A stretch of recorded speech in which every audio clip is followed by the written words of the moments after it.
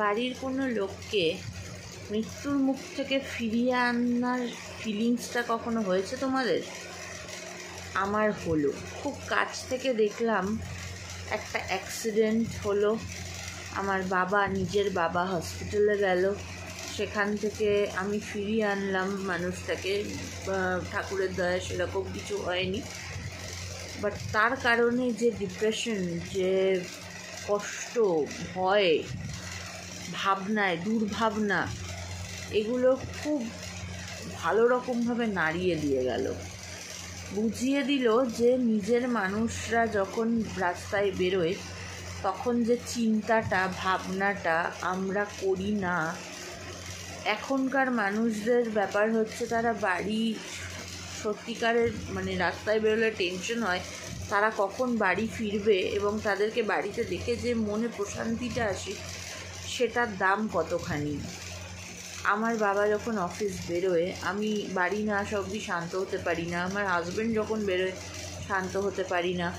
তারা যতক্ষণ না বাড়িতে ফিরবে ততক্ষণ মনে হয় যেন কিছু একটা নেই, কেউ একটা নেই, বাড়িতে আছে, আমি বাইরে রয়েছে, তারা চিন্তায় আছি, তারা কখন ফিরবে, সুস্থভাবে যেন বাড়ি ফিরে আসে।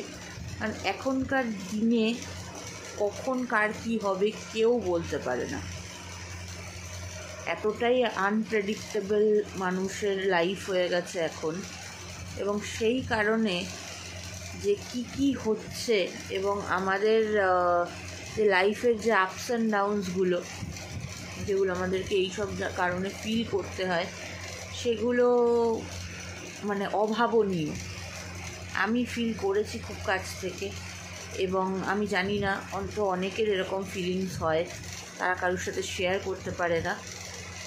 আমি জানতে চাই যে তোমাদের কারোর এরকম ফিলিংস হয়েছে কি না, এবং হলেও সেটা কীরকম কী আমাকে বলো, আমি জানার জন্য বসে আছি। আমি শুনে হয়তো কিছু করতে পারবো না, সমব্যথী হতে পারি ফিলিংসগুলোর, কারণ আমি জানি এগুলো জেনে কিছু করা যায় না। তো দেখো, জানাও আমাকে, এবং তোমরা যদি জানতে চাও যে আসল ঘটনাটা কী হয়েছে আমি নিশ্চয়ই জানাবো। তো আরও কথা বলবো, লাইক করো, ভালো লাগলে ভিডিওটা সাবস্ক্রাইব করে রেখো। আমার আরও ভিডিও আসার, আমি নেক্সট ভিডিওতে নিশ্চয়ই বলবো কোনো দিন যে কী হয়েছে, একটু ট্রমাটা কাটিয়ে উঠি। ওকে, বাই ফ্রেন্ডস।